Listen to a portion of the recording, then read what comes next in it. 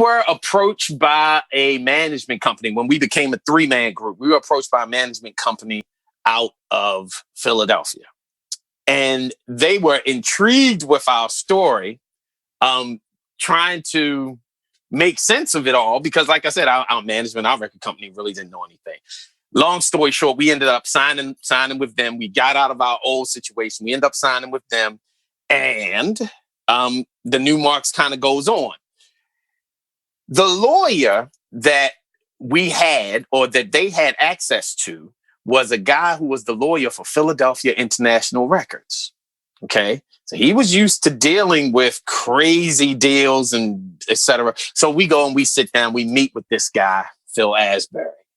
And Phil's like, listen, it ain't over for that record with what y'all got going on. You know, because we just wrote it off. It's like, okay, they did what they did. They're doing what they're doing. It's whatever.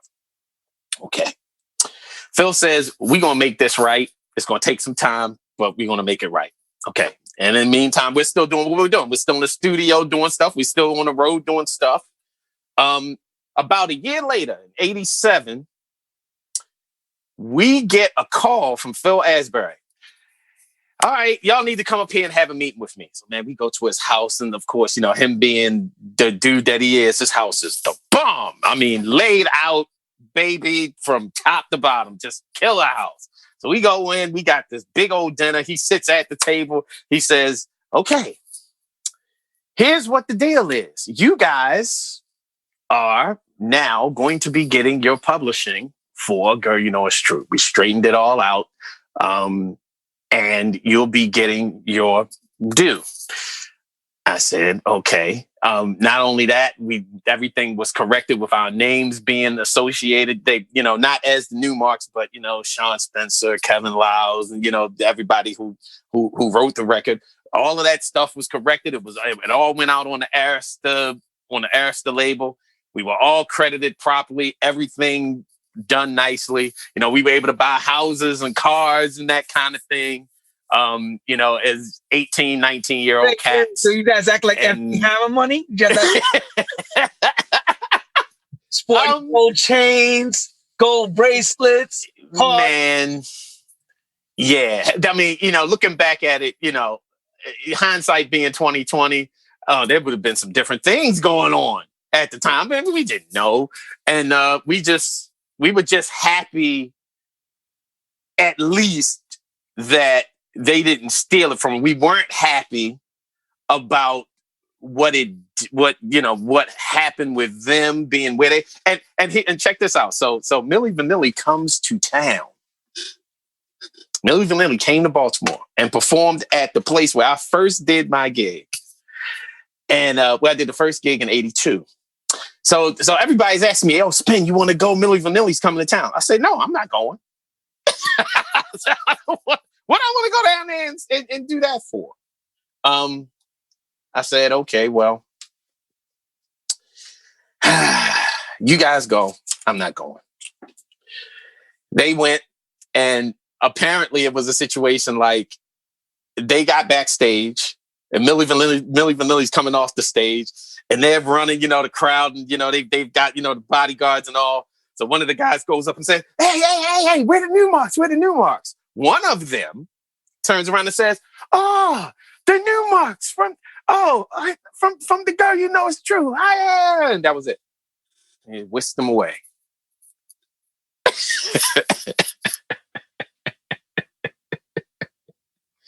They whisked them away. I was like, well, I'm glad I didn't go. Bye. Yeah, hi. See ya. Glad I didn't go. Oh, I'm glad for you too. You would have been angry. I know you. Yeah, I would have been upset, man. And it just add more fuel to the fire. But like I said, that whole situation, you know, with Phil, that worked out okay. We ended up being able to do some things. Then the next chapter. Yes. The next chapter is we walk into a studio to record this song called "Do It Good." We couldn't get a record label interested anywhere, so we created our own record label called Marx Brothers Records. And we recorded. we do a hip hop version and we do a house version, courtesy of the Basement Boys, because they now here the Basement Boys over here doing some things that like, what in the world is going on? Because they had just done Alternate. They I think the Sub-Level record was out and they were working with this girl, Crystal Waters. So okay, we do this record called Do It Good. They come up to Philly and remix the record, and Alternate is actually on it. And Do It Good was born. It was the first record that I ever did an MC job on. So Tony Humphries and several other people played the heck out of Do It Good. Played it, and nobody played our hip-hop version. The hip-hop version did some stuff, but it was all about that dance version, that Basement Boys mix of Do It Good. So I said, okay, something's got to change here. I've been doing this hip hop thing for a long time, trying to do this Numarx thing for a long time. Let me see what these guys got going on over here, because they had a deal with Warner, they had a deal with Mercury, and they had a deal with MCA. All at the same time, right. All running. Right? Teddy was hot. Teddy was a hot property in Jay. Yeah, man. Yeah. The three of them dudes, they were just doing some amazing stuff. So I'm curious, man. So I decide, okay, I'm gonna leave the hip hop thing alone. I'm gonna go see what these guys are doing. So I started doing some songwriting, like literal, like penning, writing. Songs for Crystal, songs for Ultra, and lo and behold, I'm doing some freelance stuff at Basement Boys Productions while I'm in college and working at the record store. Did that for years, man. So man, watching them come up with Gypsy Woman was ridiculous. They worked in this basement, in Jay's basement, and really at the corner of on a corner, man. And I remember going into the studio because at one point I had even toyed with wanting them to produce a solo rap album for me. I mean, I was in this situation where I was trying to get into like a Will Smith kind of a thing, and it didn't work out. But I have the tracks to prove. I'm gonna send it to you because I know you will get a laugh. You probably get like, man, you are crazy. Anyway, wait. People are saying to me, can you break us down with like a couple of lines what you would be saying in those days, like some of the slick lines that you would have had on the songs? Drink your Dunkin' Donuts. This is what I'm talking about, everybody, at True House Stories. Now we're unearthing not only your favorite DJs. This boy had a mic in his hand. He worked Love it. Red Alert and Chuck would love you. Okay. But we're going to ask you more questions, but go ahead. Give me this. I want to ask you something else. Mm-hmm. Okay. You seriously want to hear this? Yes. You seriously want to hear this? Oh, one day I was saying, can he lay it down? Can he lay some science down for us? You've heard over and over and over and over and over again about a brother better known as Spectacular, with vivacious vernacular. Don't sound like me, you can't pattern your style after mine, decline and find your own kind and step back as the spotlight shines on the S to the P, not the I but the E, and full effect, my man. It's me again. All right. Lay it down. You heard that. Yo, seriously, that is only for you. That people have to know the kind of love that we got, man. Wait, I would never do that. Right and the 65,000 people that are tuned in watching this right now, live, coming out of Baltimore. Here's the question I have now that you're from the old school of hip hop. What's going on today when you listen to these young bucks? Like, what kind of rapping is that? Would you categorize it? Because what I just heard sounded like Run DMC style, Curtis Blow, all that old school where the guy would grab the microphone and they would put a beatbox behind him and bam, you had a thing.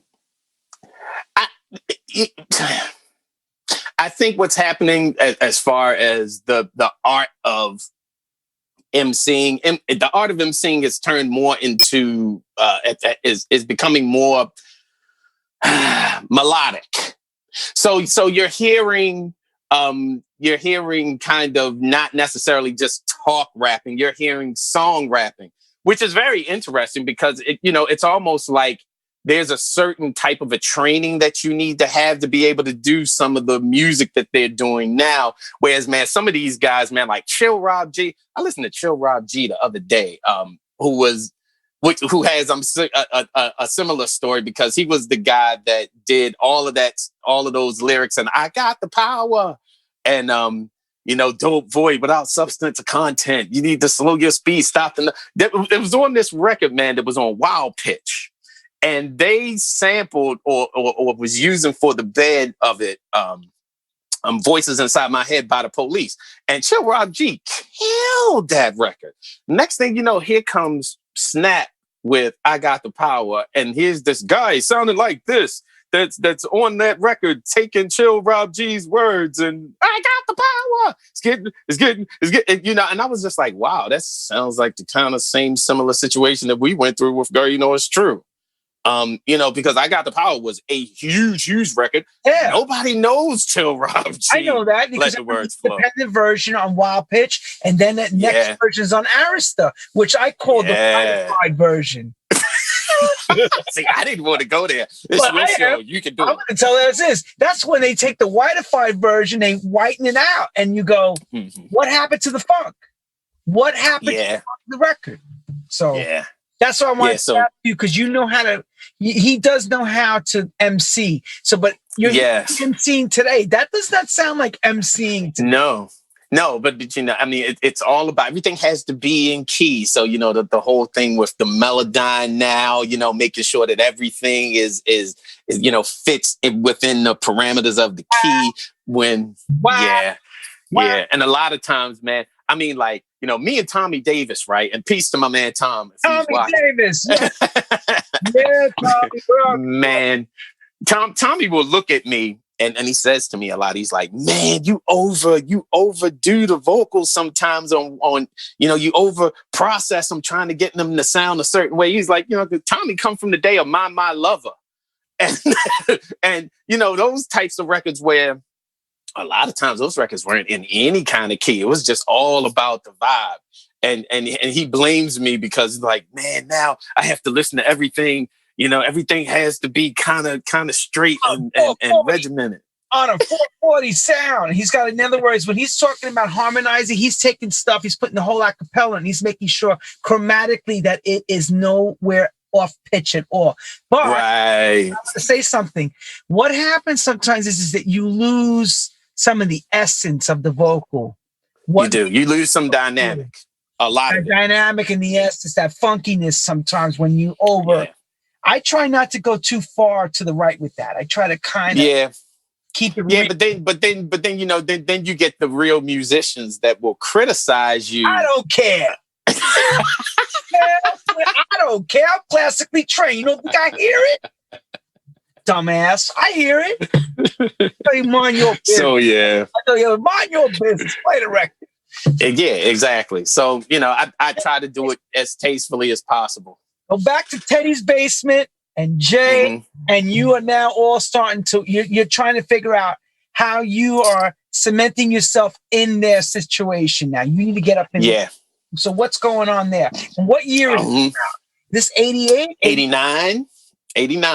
I started working with them in 89, straight through to, man, from doing songwriting, I went into doing some pre-production work with them. Learned how to run an ASR. ASR 10 was my first keyboard, man. So I learned how to run that and, the SP 1200 and all of that kind of stuff. Because in the Numarx, I really wasn't the drum machine or, keyboard type of guy. I was all about the DJing, period. So, walking into the Basement Boys, I really wanted to learn how to write and compose. And these were the tools that I was using to help do that. And then, from having these plethora of hits, man, like I said, I walked in the basement and heard Gypsy Woman raw. And I just remember walking into the basement like, that is a hit. I don't know what that is, but whatever that is, it's a hit. Because I never heard anything like it. Next thing I knew, man, I took it on a cassette. They gave me a cassette copy, and everywhere I went to DJ, I had to carry a cassette deck with me that had a pitch control because I couldn't do a gig without playing Gypsy Woman. That was a hot record. I remember when we all got that. That was crazy. It was just bonkers. And that set the stage and the trajectory for Basin Boys just to go from here to there. It was literally nuts. God bless them. Nuts. We're gonna have Teddy on the show too later on in the year. I'm sure you will. And the two of y'all on this show, I'm gonna probably be glued to it, watching that. Because that is going to be insane. Teddy is a character as well, like I am. Yes, he is. Yes, he is. And the two of y'all, I don't know whether the world be ready for it. I'll be honest with you.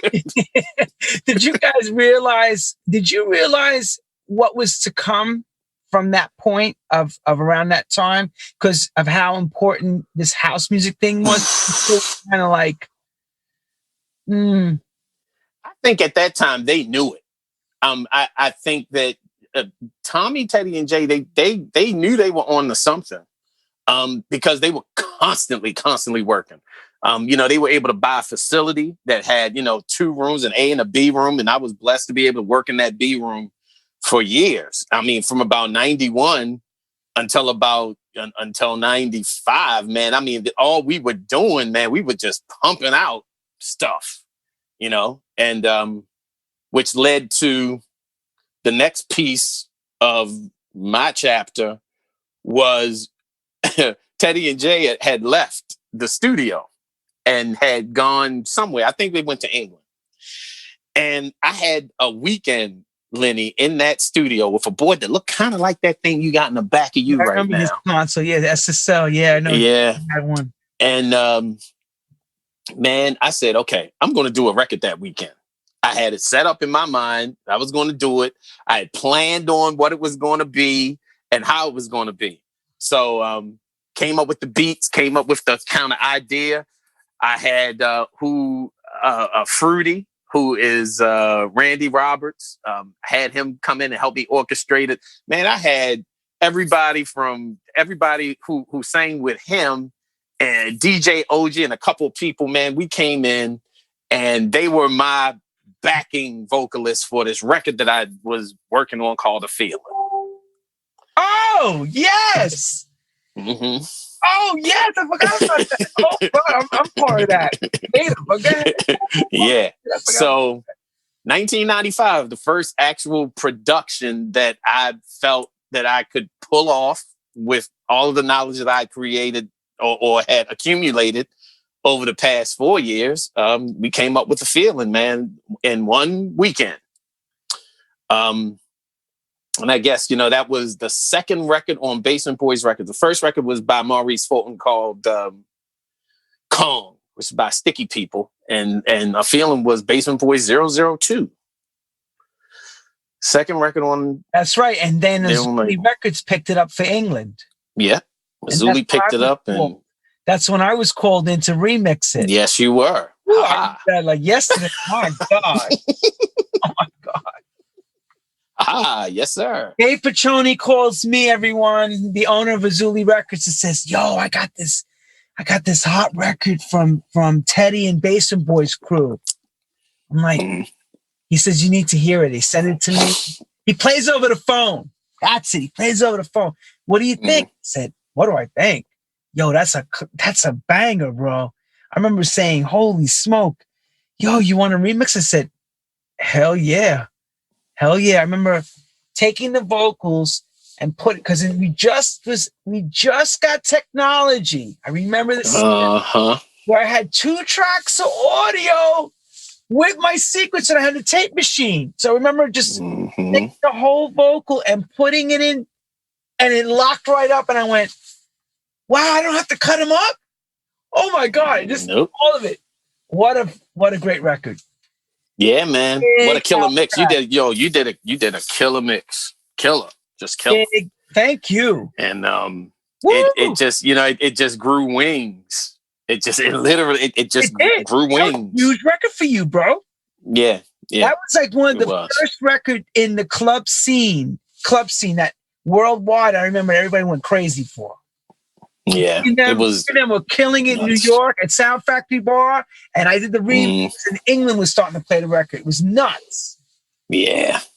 So that was that Jasper Street Company, the first Jasper Street Company. So where's Jasper Street the name come from? Jasper Street was the name of the street that the studio, when they moved from Jay's basement and they moved into a studio, Jasper Street was the actual name of the studio of the street where the studio was located. Wow. So that was very, very easy. The hard part was trying to figure out what we were going to do, man. We came up with everything: Jasper Street Chorus, the Jasper Street Choir, Jasper Street, all kind of stuff. And all of a sudden, here comes Teddy with his little company. We call him the company. So yeah. But why did you not call it Spen Inc. or something at that time? Well, at the time, I think, Lenny, I had gotten so used to working in the background, but when the whole thing with the Numarx kind of fell apart, and there were so many things, man, wanting to be in the DJ, like the DMC DJ contest, it just didn't happen because my managers forgot to fill out paperwork. I mean, all kind of crazy stuff. So that's a whole nother story. You know, face everybody. What? Yo, man, what is up? Man, I was supposed to be. What? I was supposed to be in that DMC contest in '89. I got to call Toni and get you back in there. Oh no, you don't. I'm sure. Anyway, they get paperwork after you? No, dude. So like I said, we had this management company that was in Philly, and two of them. One worked at Arista, and I want to say one worked at Atlantic. So it was a very, very well connected management company, but they would say, "Yeah, man, we're going to get you in. You practicing?" They would call you. You practicing? You getting yourself together? All right, man, we're going to get you on. We're going to get you on. And the contest came and went, and I was like, "Dude, what happened there? We forgot. Like, really? Okay." So there was that. Is this agency called Whack Management? What's it was called and I think they're still in operation. Exclusive management. We call them what they are, but I'm saying let's people like Whack Management because they really are whack. Dude, it was. I mean, talk about, and that's what I was saying, man. It was just so many things with reference to doing that whole hip hop thing where I just been let down by so many different things, and it started with Milli Vanilli, and it just so I just pushed the hip hop thing off to the side. But the rainbow stories with the Milli Vanilli, at least that lawyer made it right. He did to get you guys what you would. He did. But man, lightning never struck twice. It was like, okay, so we wrote this record for Milli Vanilli, man. We wrote several songs, and tried to get them placed. Nobody ever bit. And we were so obsessed. So check it, man. At one point, we and we were still 5 men at this time. At one point, we were so destroyed about it. We did this song called "Girl, It Ain't True No More," and we was on some NWA jazz when we did that record. It's just. Ugh. We were going militant style. Militant. Oh rap? Yeah, it was. It was angry rap. Angry. I'm not rapping that. No. I didn't ask you. I'm just saying it's militant, meaning angry and dark. And I mean, NWA and. Yeah, all them dudes were around at that time. They I mean, they were taking over. So, if you were doing, hip hop, especially then, you couldn't do the same kind of thing that you were doing, when LL and them was out. You had to kind of change with the times. And we were never really those guys. So, I mean, it didn't last. It just didn't last. It was out of our lane. Right, because you guys are like disco rap guys in a sense. I don't mean disco, but I mean like cool funky jams under like Funkadelic, not just Knee Deep. You'd have the bass line playing and then you do your thing, like the traditional hip hop style. Right. So to hear that party, what they would call party rap, to go into militant I don't give a shit about the system. Yep. Angry. That's exactly For me, what I it know you was. But too well. That's the problem. I can't. yeah, but understand, man, in 89, that's what was happening. I mean, this stuff, man, out of, the Southern stuff was happening, but these cats called NWA, they just took over. They took over. You couldn't hear none of that stuff on the radio at all. But boy, on the street level, forget about it. It was all over the place. Them, Public Enemy. Jackets, they made those Raiders jackets so famous more than the actual LA Raiders. Mm-hmm. Mm-hmm. Just from them wearing their gear. Out yeah, man. Control. Yeah. So that's all. It was a lot of stuff, man. It just happened, and I just said, man, it's time for me to sort of move on, and that's the whole thing. So I found this love for dance music, and boy, walking into, I think it was Zanzibar was my first like real kind of club experience outside of Odell's here. Now I'd done Odell's and played Odell's here, but it was still, sort of a Baltimore thing. When I walked into Zanzibar, man, and all of those people were in there, I think it was the last night Humphreys was playing. And that dang on floor, when the bass, it was boosh, boosh, boosh. I was like, this floor is about to cave in. I'm leaving. This is some scary jazz. Floor never came in, man. And actually ended up having one of the times of my life in there, man, listening to Humphreys that night. It was phenomenal. So from that point now, since you found this new joy of dance music, I know you were getting ready to travel abroad. It didn't happen too much longer. No. Okay, that's when I met you across the ocean. Mm-hmm. Yep. So that was 95. I think the first Italian music conference that I went to, where I met you, unless I met you at Winter Music Conference that year, I'm not sure. But that's I met WMCO. I know I met you one before or after. I know it was. I met you guys. I knew Teddy a long time already by that point. Yeah. And, but I didn't know. See, we knew about Teddy because Teddy would come to New York all the time. We talk about Teddy Douglas and Basis Boys. He would come to New York and hang out, and you would see him around. But we didn't see you guys yet till you guys traveled with him abroad, and then it was like a big family. Mm-hmm. Man, yeah, that first. I didn't know what to make of it, honestly. That whole Italian music conference and being on the bus with you guys, and just like, because I think that first year, man, I'm just sitting there like trying to take it all in. I'm like, these cats are nuts, like literally crazy. It was crazy. Yeah.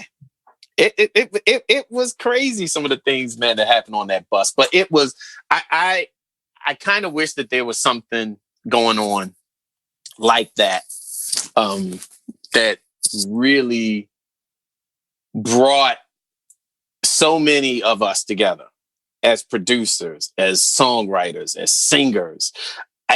Nothing like it. Nothing at all. And, getting to know you, and work with you, in several different aspects, from DJing in nightclubs and stuff, like learning how to do it. Because, even though I've been DJing since I was 13, but there's a complete difference between DJing for any other crowd, really, than being a DJ in a club or a festival. But DJing in the club, man, that stuff, man, I learned from you, from Teddy, from Toni, and just really sort of. Bro, I didn't know that. I just saw you guys on the sidelines dancing and going crazy. I'm not thinking you're learning anything. Nah, dude, you had a knack for really being tight. You were very, very tight and technical. Teddy, I love because Teddy just he is into it. And when he's into it, man, it's like, that's when the magic happens. But he's more of a DJ that's worried about, okay, the programming is what's more important to him. Your tech level and what you were playing within what you were doing was really, really good. It was good. So yeah, man, you're one of the people I took a lot from back then, especially. Because, I mean, we would be on the road and I would watch you DJ and I would watch people like, okay, this cat Lenny. All right. I was studying you like I was studying. Well, you know, until people met me years later, they all thought I was black from all the music I made. I loved it. They used to say, "Hey, black." I'm like, no. I really hurt my head like this because I have a knack to play. I love black dance music. People who know me, and it's imagine me walking into Yellow Productions in France for the first time, meeting Bob Sinclair. I know, right, Chris. Right. Yeah. So I sat there and I was talking to I can't remember the guy that used to be with him all the time. He was one of my best friends doing this, but I can't remember his name right now. And in walks Chris. Chris looks at me and he says, and he just looks. He doesn't say anything. He just looks. And he keeps looking. And he keeps looking. And to a point that I just turned around and say, dude, what's up? He looks at me, he says, you're black. I said, yeah. And what? I said, yeah. I think that he was surprised, I guess, from the music that I was making. He truly had no idea. I guess he imagined me being white or Latino or something. I don't know. Hang on a second. We're like, he looked at me and said, dude, you're making gospel records. And I mean, these is R&B to me influenced black records I've heard. And right. Come on now. Is that like, I don't even know if I had done Crazy Midnight at that point. Maybe the Milli Vanilli thing maybe got them all screwed up. Yes. Because everybody thought Frank, the German guy, was the guy that wrote the record. They didn't know the story about you and the writing and covering the record. Nobody knew that. I knew that because you told me. Yeah, it all down for all of us. But most people had no idea. All they knew about was the thing skipping, the playback thing. And calling them out and saying, "Oh yeah, you think you're bigger than the music? Guess what? Now I tell them the truth, who the real singers are." Yeah, man. And that talk about something that was really wild. That was wild. Like, you know, watching the Grammy getting taken from them and you know, finding out that they weren't the ones that actually sang it. I mean, just, you know, it was almost like just, you know, rub more salt in the wound. Just really destroy it. Like, yeah, stab him again. You got down, stab him again. Yeah, give more. So we get to the 90s into the 2000s, and, you know, you're starting to now, you know, you're getting your own at this point. You've now created your legacy, basically, now. And, you know, you break away, I guess, eventually from Teddy and create, because I know Teddy stopped too, kind of, right? He decided to break. Yeah, it was growing pains, I think. I mean, at you know, we did that last Jasper Street Company album, and then man, it was time that I just had to make a go of it on my own, and ended up doing Code Red Recordings. That's right. Oh, I forgot about that. Yes. Yeah. Another good label. Code Red. Yes. Yeah. So we ended up doing Code Red with a guy named Gary Dean. You know, he had a studio situation, and it was crazy because it was almost like, I think a year may have gone by before I was actually doing any kind of production work. And then I went into that situation, and man, lo and behold, we started making some music. And I think the first thing that we did out of that was probably The Best I Can, which is probably the first Code Red record. And then from The Best I Can, we went right into Gabrielle, which actually was the brainchild of a guy from here named DJ Technique, another really good hip hop guy from here that, you know, started doing the house and dance music, actually doing more so Baltimore club music. But he came up with this track, and we kind of took it and worked on it and embellished on it. And, you know, there you go. And then Gabrielle was born. And then from Gabrielle into The Way You Love Me. And that's right. The Motherfunkers. Yeah, right. Motherfunkers was the production company out of that. Discover him I can't think of his name right now. The singer, Mark Evans. Yes, Mark, another great Mark singer. Sound like to me like a Philly International guy. When you listen. Yeah, man. Mark had been doing everything around here, from weddings to, shows and that kind of thing. So he's always been around. And man, I mean, I've always wanted to work with him, up until that point. So I came up with kind of like the hook for this track, and wrote it with him in mind to come in and finish it off. So, and that's exactly what happened. He came in, man. It was a first take record. But it's one of those first take records. Like, oh man, yeah, he can do better. Have him come back in. Kind of like what they did with Car Wash. They came in and they did Car Wash 100 times, and then come back all of a sudden just use the first one. That's always everybody. First is that first take, and it happens to everybody. Yeah. So, man, we did it and did it and did it. And then I just kept going back to the first one. I'm like, man, this is the one. And then we started getting calls from Dunmore. And next thing you know, Code Red is distributed by Defected. And there you go. There's the start of that. So that was 2002, 2003. And I remember then I remember a ton of stuff for him at that time. You were doing a lot of stuff. Yeah, we were heavily involved in the. Let's put it like this: you had a heavy hand in the game in there. Yeah, we would. Yeah, but that was pretty much not truly my own thing, because I did have a partner at the time. Again, I was just really more so concerned with trying to be creative. And he was doing most of the business stuff. And man, we ran that until 2012, I think. Yeah. Ran that into 2012. And then we start Quantize. All January, February of 12. And with our first record, another Mark Evans record, which was called Until You. And, we were the Motherfunkers at the time, but we got into some technical things. So we ended up dropping Motherfunkers as a production and an artist name, and moved into where we are now. Pretty much where we've been. So what's the philosophy now with Quantize? Because now we're working all digital, 100% digital. Mm-hmm. See that you guys churn out a lot of material every month. When the beginning, when you started this in 2012, was basically a lot of the end of the vinyl era. Yep. Yeah, man. It basically, all we really wanted to do at that point was to make one good record a month.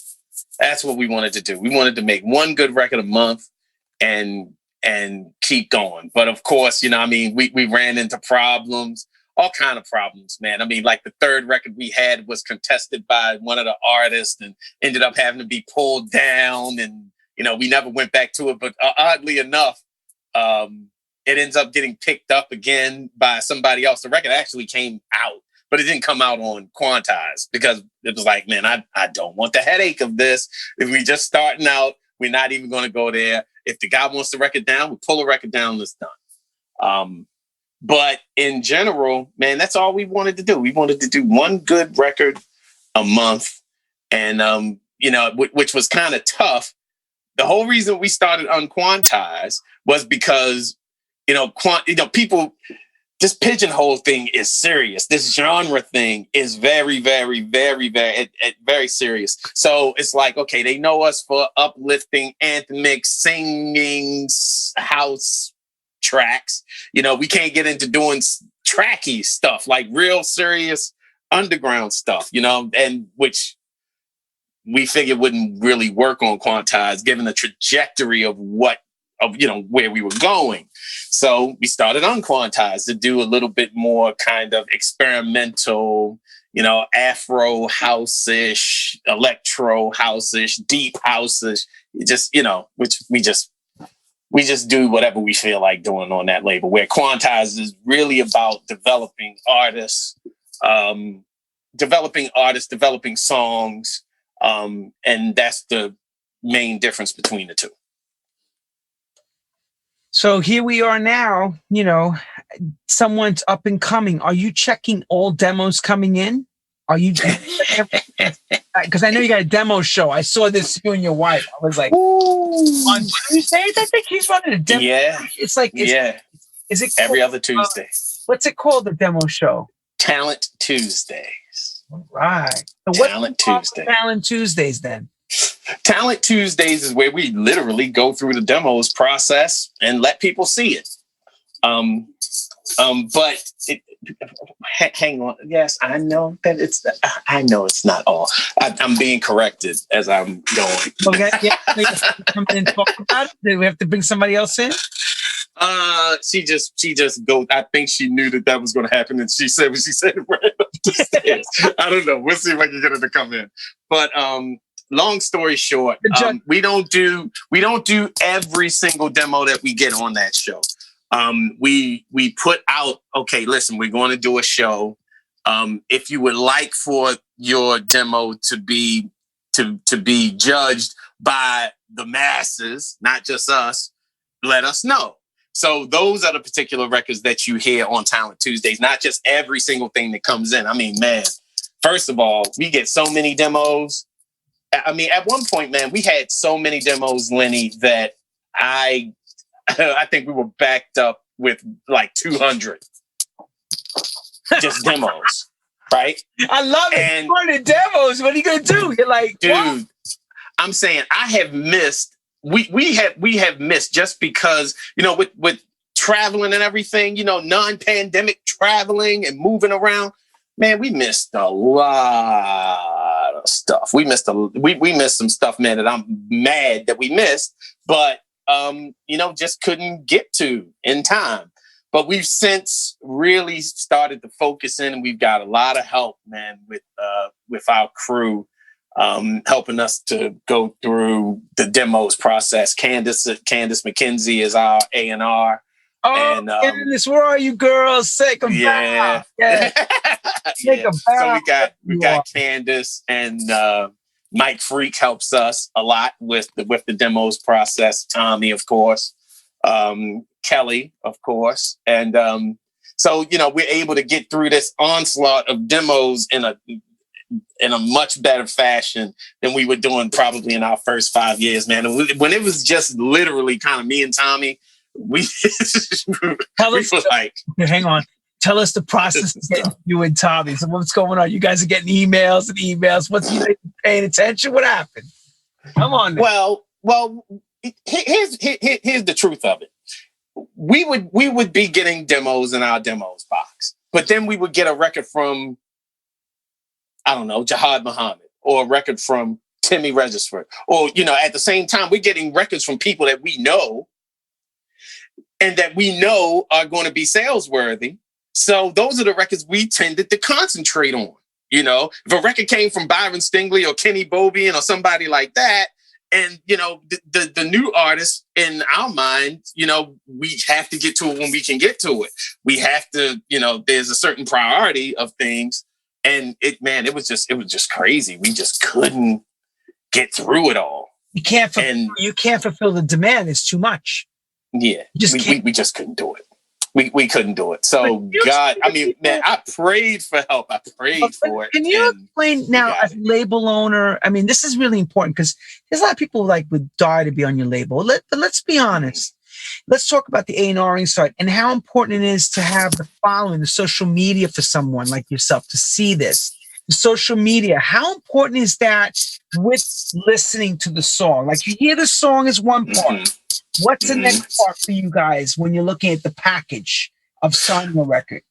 Well, a lot of that really is what Kelly kind of brought to the table. When Kelly started working with us, that's when these things really started to kind of take shape. So Tommy and I are all about the music, all about, okay, this is dope, this is dope, this and that, and the other thing. Okay, the Facebook promotion, who is the artist? Does the artist have pictures? Because here's the other thing you got to know, Lenny. The first 100 records on Quantize never had an artist picture on the cover. I always use these kind of cartoon versions, so sort of black versions of, or multicultural versions of pretty girls, bottom line, right? Doing something different, kind of doing what Head Candy was kind of doing, but our version of it. In an Afrocentric way, more exactly, right? More kind of soulful stuff that represented more of the music that we were doing. But man, I would always get flack from the artists, like, okay, well, can I have my picture on it? Or, I'm like, no, and no. No, it's not. No, go ahead, say it. No. The problem was, especially coming out of Code Red now, you have to understand, I came out of another situation where you would go and we would ask artists for pictures and they would never have them.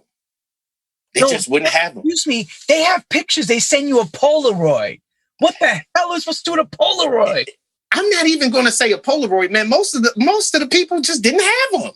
That's right. Oh, I didn't have them. Oh, so yeah. Now, now we're a little bit more.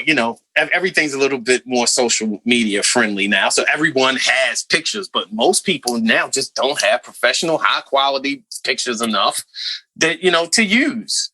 So. A part of our demos process now, and like I said, we owe a lot of this to Kelly, and her way of thinking is that, okay, the song has to have this. We need the credits. Okay, the song is good, but where are the credits? Okay, the song is good, but where are the lyrics? The song is good. Where's the artist's picture? What social media presence does the artist have? What's all of this other? So now all of a sudden it starts coming right down to every song has to be signed properly. Every remix has to have paperwork. I mean, just things that Tommy and I, because we were operating how we were operating, just were like, oh, okay, Byron is my boy. We putting that record out. And that record is dope. We're going to put that record out above and beyond anything else we had, And that's just, what was going on. And then, slowly but surely, we started to develop a business model for every single record that comes in. So even if you're sending us a demo now, it's going to go through a process. And if any part of that process meets a failure, it won't go. Just won't go. Line. It sounds like you guys went very corporate in your older age. Yeah. Again, man, Kelly's expertise on all of that has just been you don't have the time nor the ability to hold everyone's hand. You just don't have it. No, we can't. We can't. And like I said, at one point, man, we could and would do it, but where we are now is a completely different space. And we just, you're absolutely right. I mean, you would think that with the pandemic, Lenny, that we would have more time. We have less. It's ridiculous. This whole thing. We're all stuck home. What the hell are you doing different than I am? Tell everybody what your day's like, because I've been telling everybody I'm crazy busy too. Okay. Why are you busy? Yeah. Tell us why. The reason that we're busy is because I wake up in the morning, say a typical Monday morning is wake up, start figuring out what the record is going to be for 2 weeks out. Okay, because we're usually 2 to 4 weeks out from whatever record we're doing. So we wake up Monday morning and we're working on, okay, well, we've got a quantized record and an unquantized record. And lo and behold, if we have something from Real Soul or something from Mark Francis with their own labels, we have to look at those too.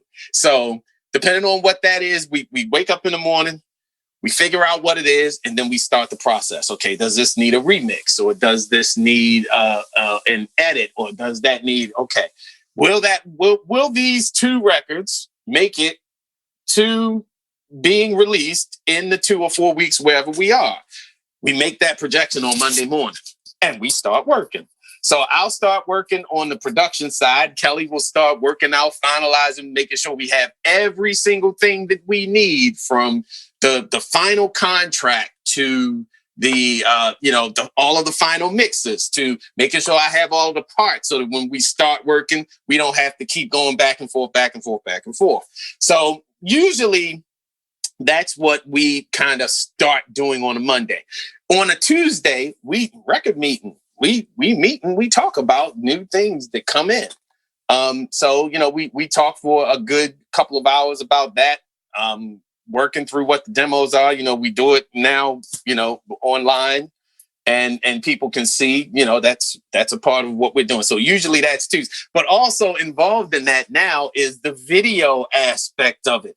Now, all of a sudden, you know, I've got to make sure that the broadcast is good. I've got to make sure that the cameras are good. I've got to make sure that, you know, what we're using as a platform is working properly. I've got to make sure computers are defragmented and cleaned and ready to go, you know. So that's a whole other side of it. But that also happens on Tuesdays. Wednesdays is usually, you know, get up and go to work trying to finalize and figure all of that out, et cetera, so on.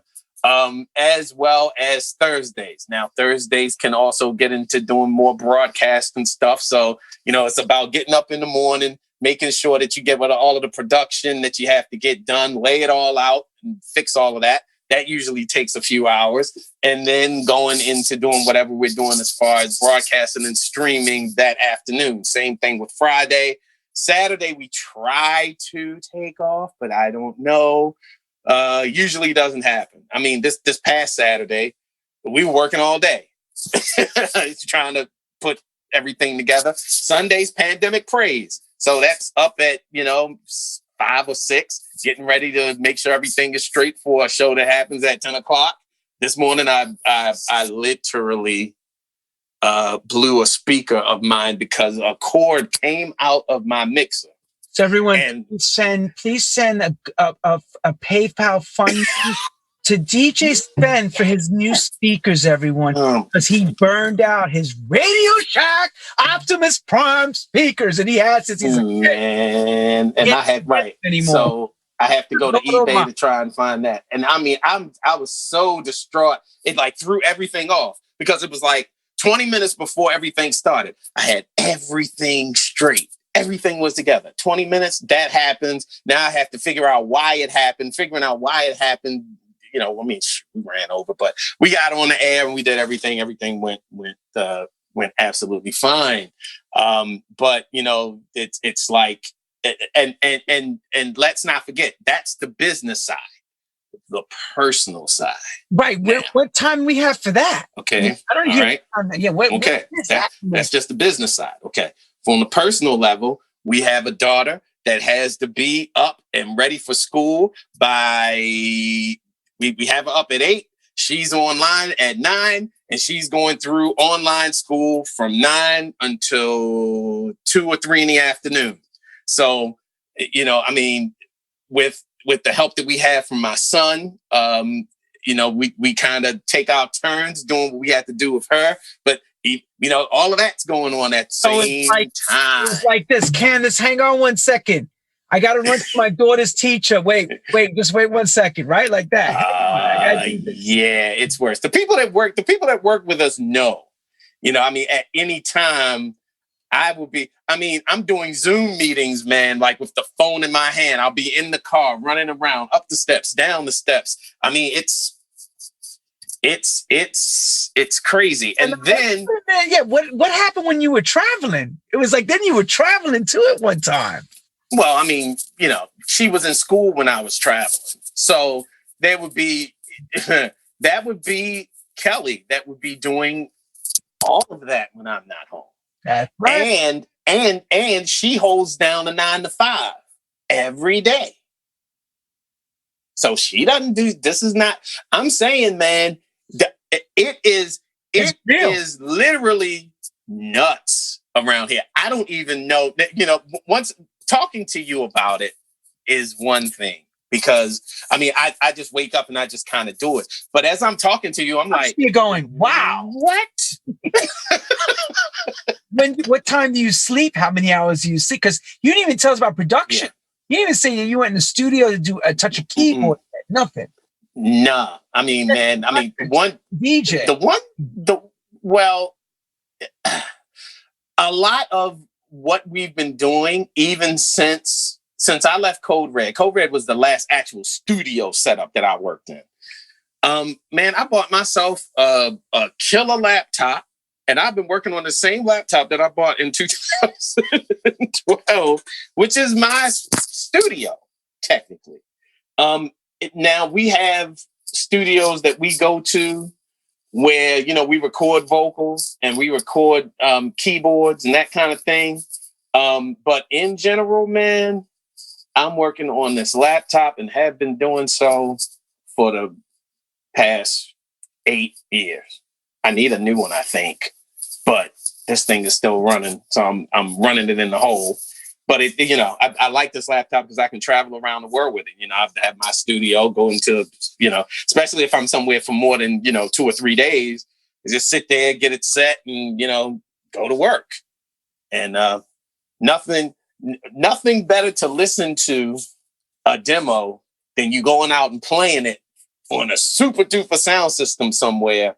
And man, that's kind of the monitors, but everything else is pretty much done in headphones and that kind of thing. And yeah. And I know a lot of people probably like, what? Really? Yeah, that's it. That's it. Working like a banshee with his little laptop in 2012.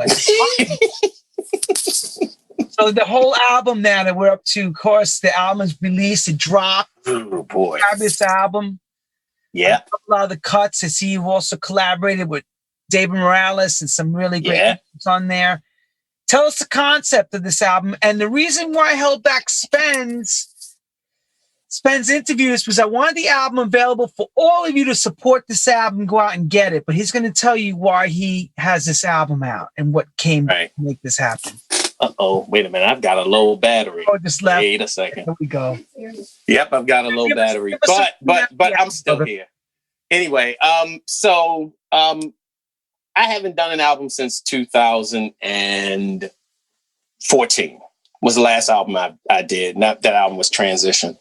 And, doing albums, I mean, as you know, are pretty difficult to just do. And I've had a couple of the songs, man, have been, 1 second, Lenny. Let me see if I can still, hold on. I got to plug this thing in so I don't lose you. And we start looking. Can you hear me still? All right. Yes, sir. Yes, sir. All right, good. So, a couple of the songs I've been working on since Basement Boys. One is You Are My Friend. And I haven't, I've been trying to find the right person. And I've had several vocalists make an attempt to do this record, never to have it be done to a point where I was satisfied. So, I mean, I did it a few times at Basement Boys, attempted it at Code Red, never happened in general. The Fonda Ray track, we actually started that back at Code Red, but could never finish it. So in general, a couple of the ideas came from some things that I just really wanted to kind of get done, but never really had like the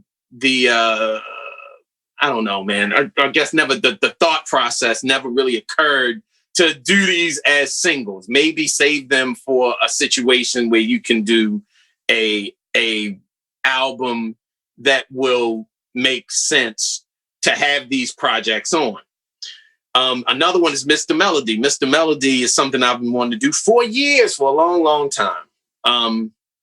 And I wanted to do Mr. Melody even before I met Sheila Ford.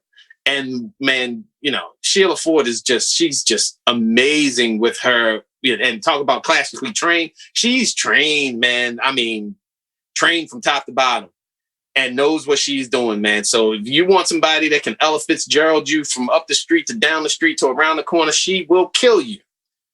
And so I couldn't think of anybody else better to do Mr. Melody. And when I met her and we kind of came to a thought process of really trying to do that record one day, I said, okay, cool. Well, we're gonna do that. And I thought that this album would be a good place for it. So Soulful Storm is really a coming together of different types of sounds of soulful dance music. everything is danceable, but the difference between the Fonda Raid track and say something like Going Home to See My Savior are worlds apart.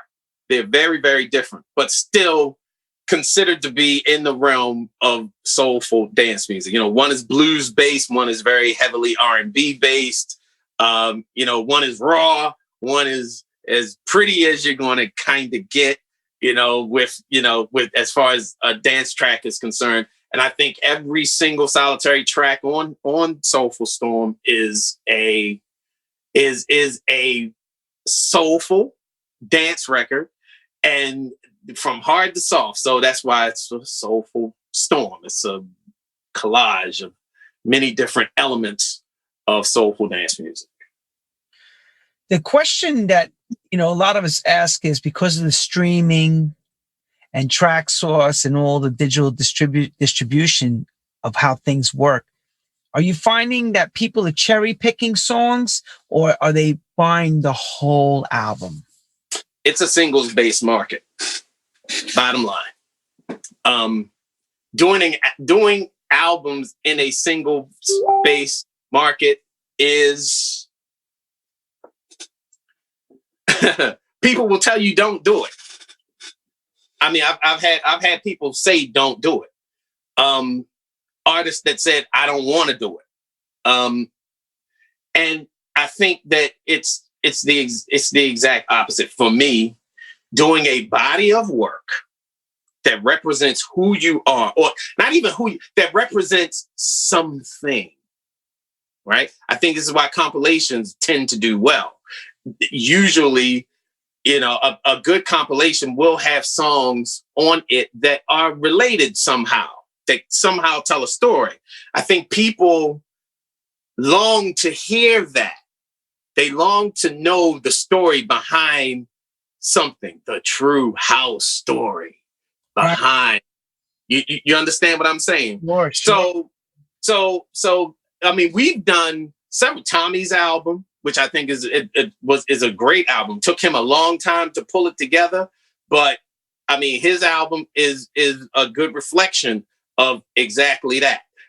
Kind of like, tracks that we've done over a while, plus some new things. We put it all together, and it's now a body of work. And I think that, no matter how many times you go and surf something, or you go and check out an artist on Spotify or something, okay, wow, I really like that song, right? The one thing that's going to happen is that a natural reaction to that would be, well, what else does the person have? And if it's there and it's readily available, now you've made another sale. Whether it's one song or two songs, or maybe they just want to check it out, and maybe they won't like anything else on it. But now you've given them an easy way to access you as a person, your ideas, your creativeness, easily accessible for people to look into and figure out who you are as a creative being. So I think that albums are important. I had the conversation with Kenny Dope, and Kenny Dope, man, he said one day, man, he just said to me, yo, you need to do some albums.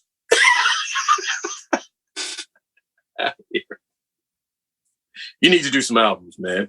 I was like, okay. And I wasn't really even thinking about doing an album. Did you say why? You just said, yeah, he did. He said, man, well, not really. Kenny is Kenny. Yeah, man, these albums, nobody's doing them, man. They're going to be really, really important. Man, dude, just think about doing some albums. And I think he's right. A lot of people aren't doing them. It makes it a perfect time to do them, because no one else, a lot of people just aren't paying attention to it. It's not easy.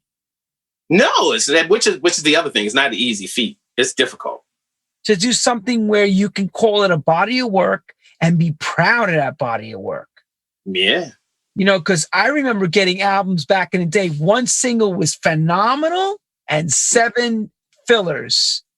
I hope you don't feel that way about mine. No, I don't like any of them. That's why you're on the show. I love the album. I told you I love the album. Are you kidding? Okay.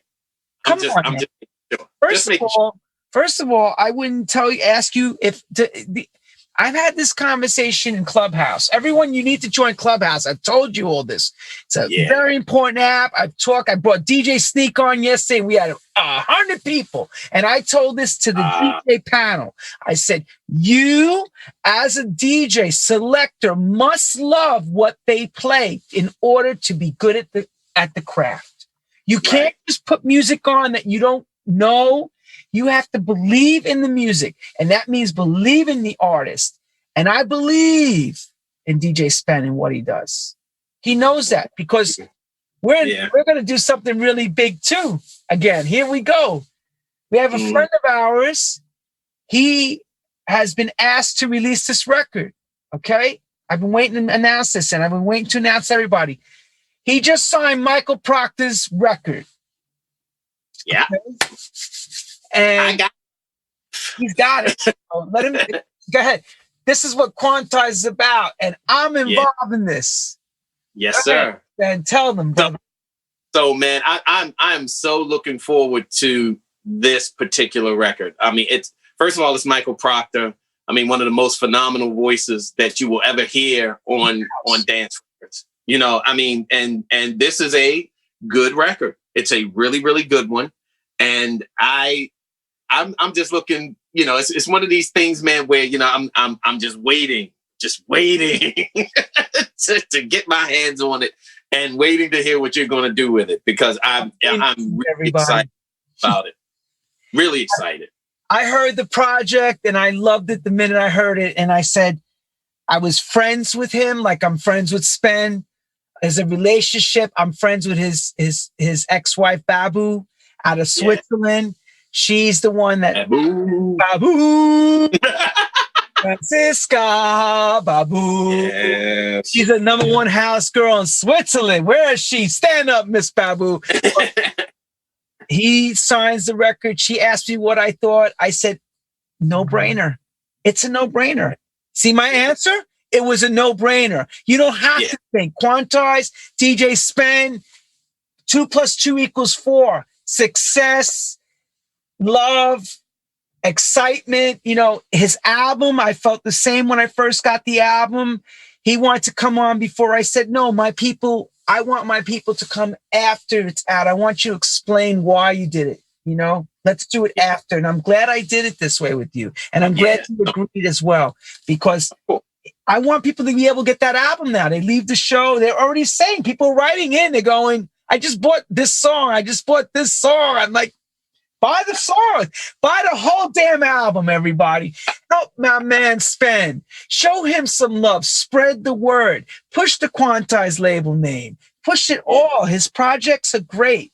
Okay? You know, but one thing I want to say is, and this is a question, may hurt you, Spen, but this is a question that came to me from fan mail. Okay. Fan mail asked, they says, Quantize puts out too much material now. Mm-hmm. That's what was told to me. I'm not saying this is not Lenny now. Okay. They asked me a question. Can I ask you, where is there a breaking point for you? Is it, it's a lot of material every month. Every month. Right. What do you guys do to funnel this? What's the thought process? Well, the main thing, right? The reason, one of the absolute reasons that we started Quantize was that we not only wanted to do our own records, but we wanted to do music that we felt was good. So whether it's from an unknown or somebody new, somebody never been heard, etc., these are the records that we wanted to put out and have as a platform for people to come out and listen to. Now, here's what I'm going to say to people who think we do too much. Don't get upset. You're getting angry. No. Don't get angry. Come on. No. This is true stories. Don't get angry. No. It's not about being upset. It's a business, right? At the very end of the day, we need to make sure that we are present and accounted for with every single thing that we do. Records only have a 2-week shelf life. That's what we know. All right. The 2-week shelf, and I take it back. Realistically, the average record, Lenny, has a 1-week shelf life. 1 week. Now that means that you'll take a record, you'll play a record, and then you'll never play that record ever again. Never play it again.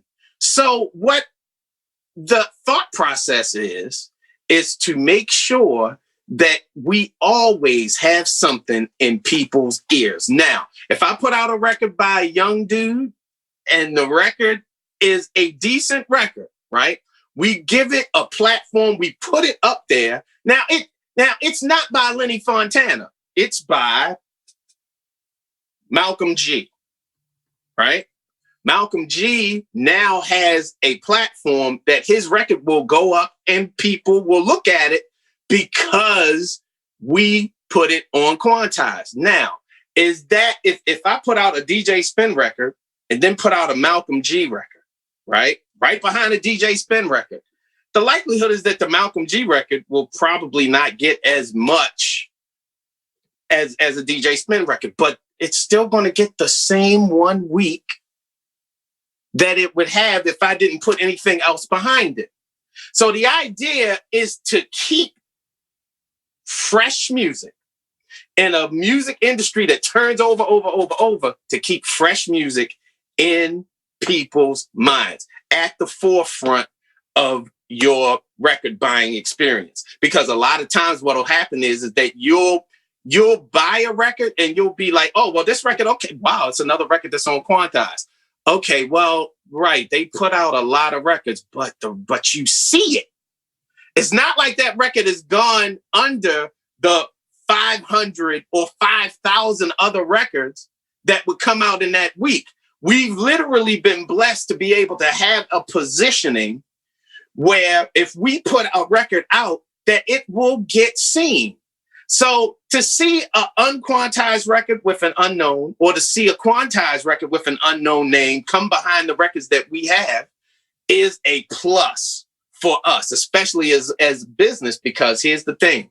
There are several records, man, that we put out that we didn't necessarily think were going to be big, ends up being the biggest thing, bigger than a DJ Spen record, because we took a chance on putting out a record by an unknown artist. And like I said, we get hundreds of demos in a week. Hundreds of demos, not in a week. I would say hundreds in a month. Yeah, I know what you mean. You're getting about 50 to 75 a week about, right? Right. That 50 to 75 a week. So a lot of these records are good. It's a means that we can expose people, expose new artists, expose new producers, expose new material. And this is why we do it. Are you willing to step out of your box if you find something that's super hot, that's not necessarily the quantized sound, to release it under that moniker?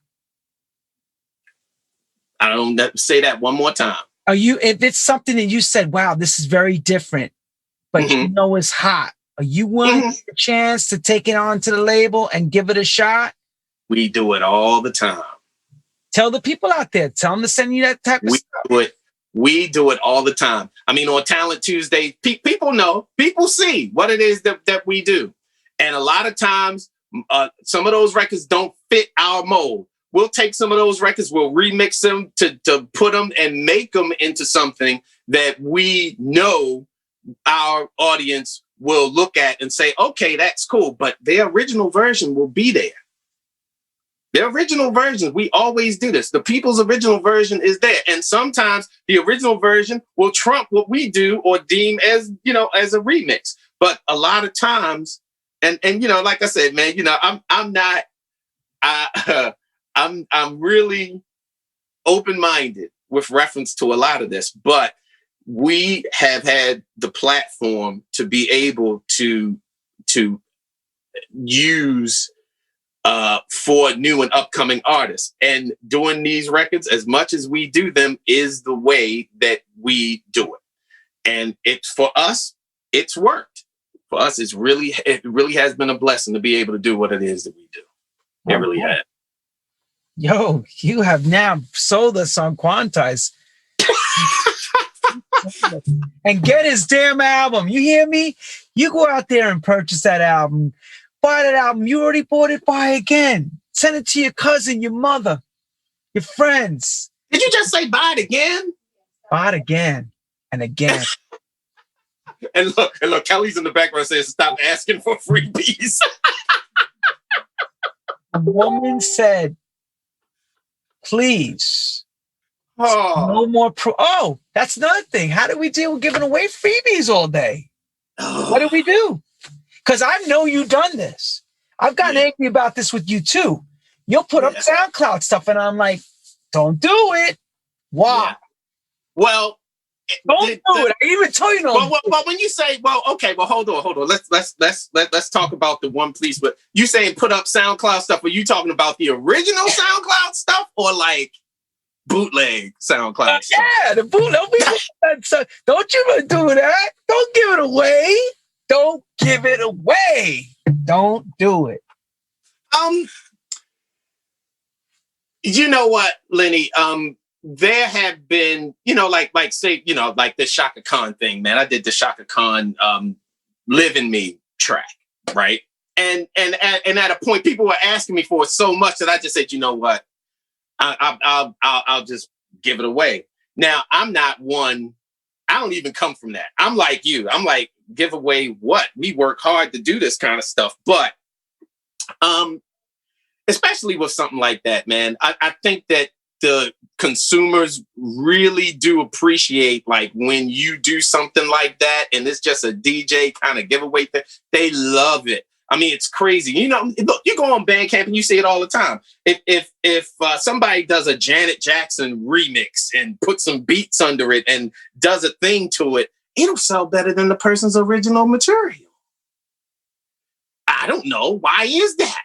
You see what I mean? So, I mean, I only use SoundCloud in the free capacity. Like if I've done something and people are like asking me, I'll just go and just give it away just because I know people want it. And people really do. The reactions to people getting that, that free thing that I just did, or edit or whatever, they're just like, yay. But then it's like, give me more. And I'm like, no.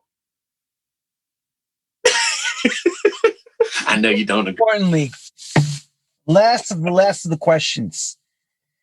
We've come to the pandemic. We're living through this. We're roughing it out. We're all living our caves in a sense and just living day to day. Are you going to take the vaccination? And do you feel that we'll ever get back to any kind of normality again? Okay, there you go. Compound question. Really? Compound. There ain't no way to put. All right, well, let's take it in two parts. First question. Okay. Are you taking the Are you taking the vaccination? Yes. Okay. Yes. And the reason why, I have a special needs daughter. All right. Relatively nonverbal. And amongst the many things that could happen, what I don't want to do is to mistakenly or in any kind of way bring something home that she gets and she can't tell me what's wrong. Right? That is the big reason why. That right there. Because I do believe, which is the second reason, that traveling will come back. For sure. We're going to be going back and doing this whole thing and festivals and stuff. I think it's going to be forever changed.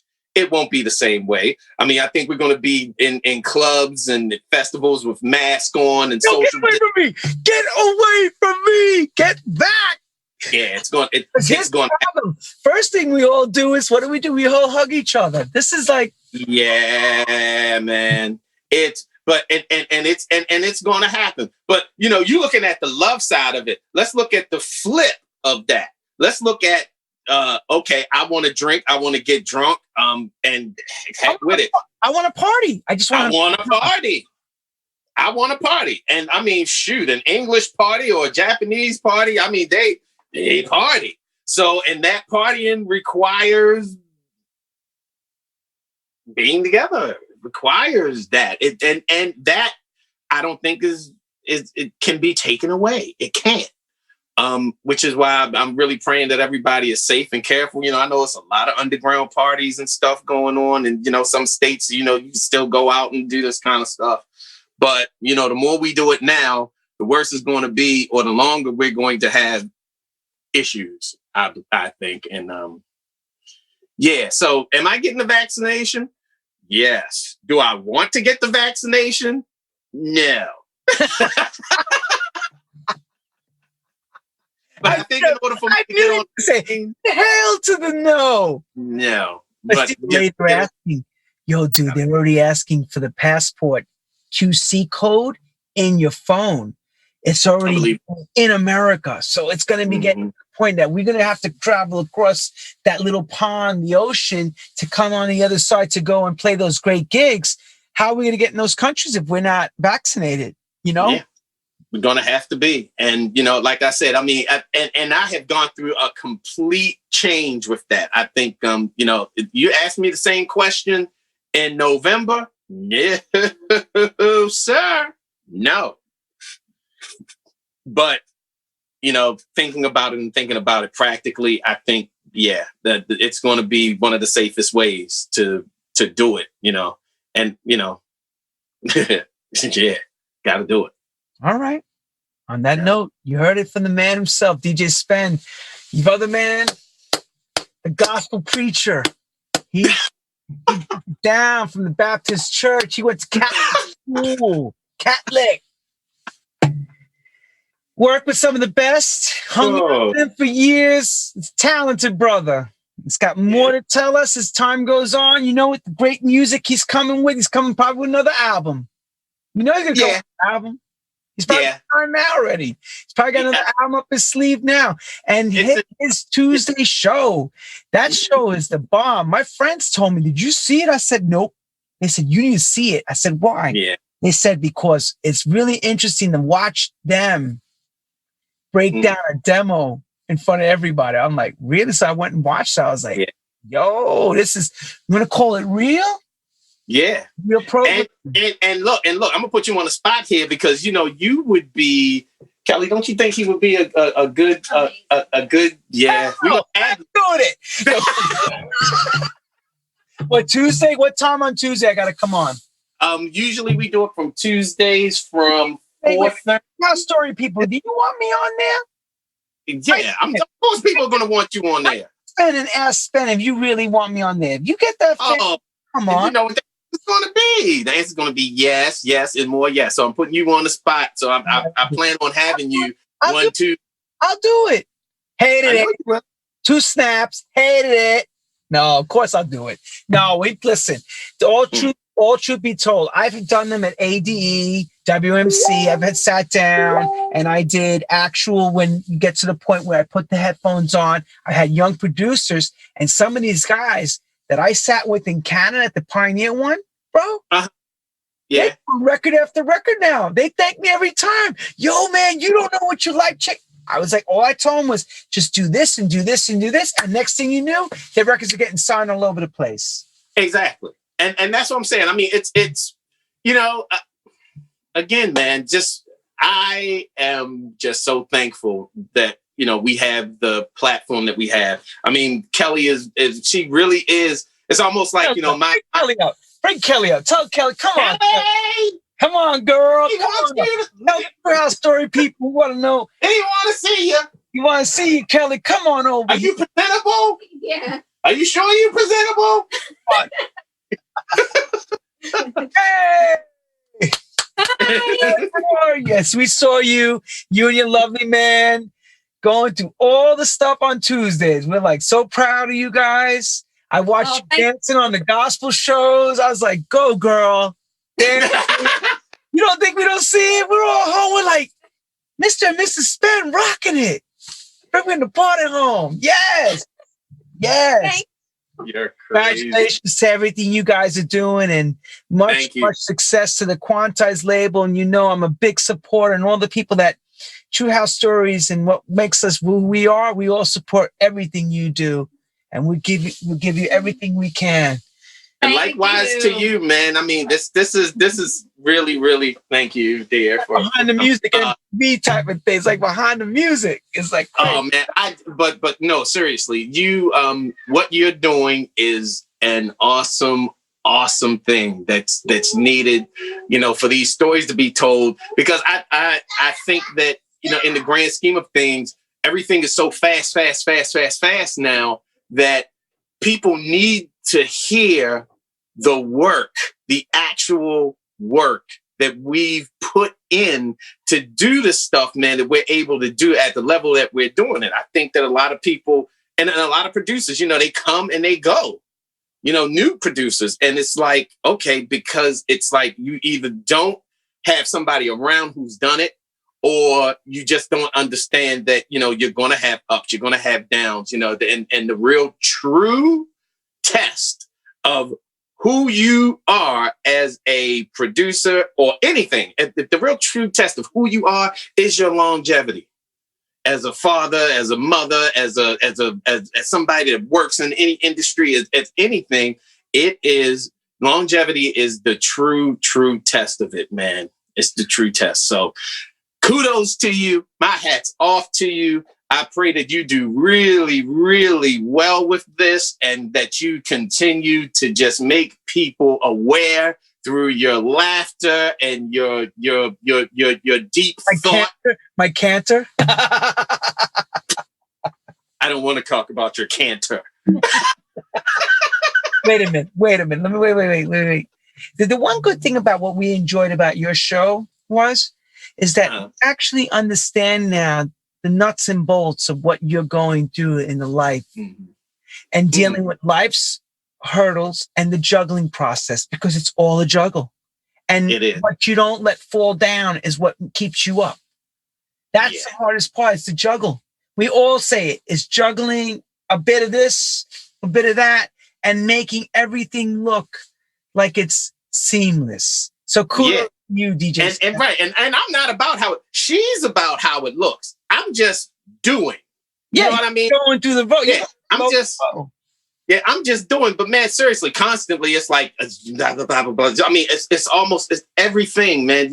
Just a piece. And the other thing is, and I know you understand this, is that no man is an island. No man is an island. I could not do this by myself. There's so many people, man, from Tommy Davis to Gary Hudgens to Mike Freak to Candace, Kelly. I mean, it's just so many people that help DJ Spen be who DJ Spen is. I'm not, I don't even claim DJ Spen anymore. DJ Spen is a brand. Is with multiple people. Can I tell you something, Spen? We don't even want to know about that, man. I want to hear you take us out with a hip hop rhyme. Oh, I don't have any more. They're all begging me for more. They're saying, get him the rap. Oh. They're like, he needs to finish out the rap. Take us out with a rap, boy. Come on now. Oh, man.